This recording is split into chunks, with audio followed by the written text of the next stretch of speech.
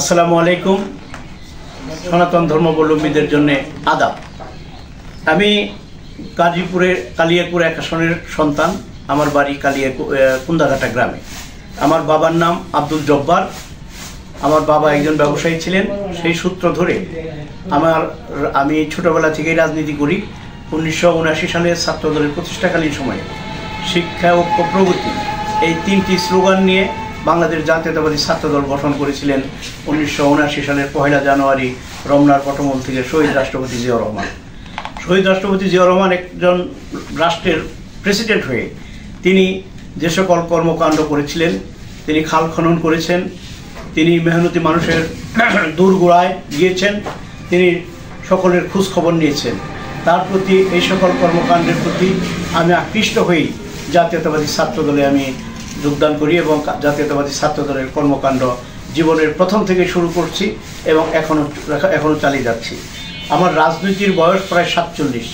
এই 47 বছরে আমি জাতীয়তাবাদী ছাত্রদলের 1979 সালে বড়ইবাড়ি একে ইনস্টিটিউশনের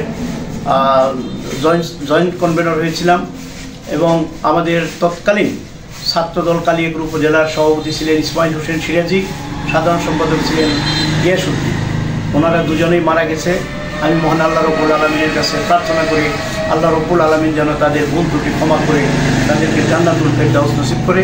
সেদিন সেই গিয়াস ভাই সাইকেল চালিয়ে এসে, তখন রাস্তাঘাট ভালো ছিল না, এসে আমাদের কমিটির অনুমোদন দিয়েছিল। তারপর 1985 সালে হেলাল ভাই সভাপতি, হুমায়ুন কবির খান ভাই সেক্রেটারি, ওই কমিটির আমি প্রচার সম্পাদক ছিলাম।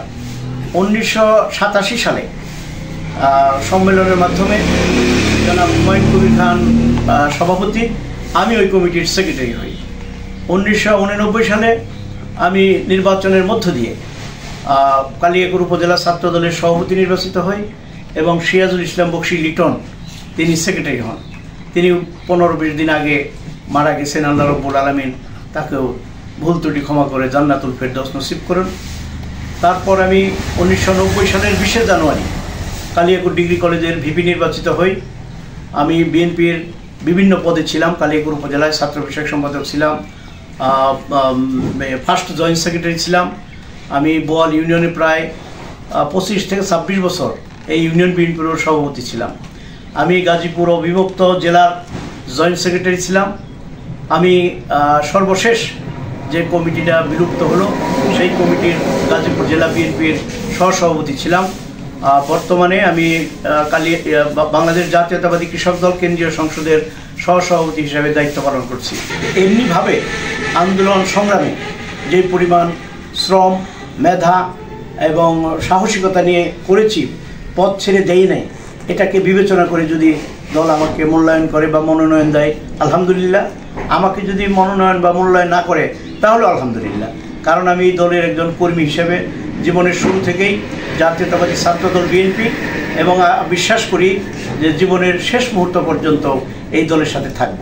এখানে মাদকের ছড়াছড়ি, এখানে দুর্নীতিবাজদের ছড়াছড়ি, এখানে মিল ইন্ডাস্ট্রির ঝুট নিয়ে কারাকারি, এগুলো কিন্তু ব্যক্তিগত পর্যায়গুলো রাজনীতিতে এনে আমরা দলকে ক্ষতবিক্ষত করছি এবং সাধারণ জনমনে তাদের মধ্যে নানা রকম প্রশ্নের উদ্রেক হচ্ছে।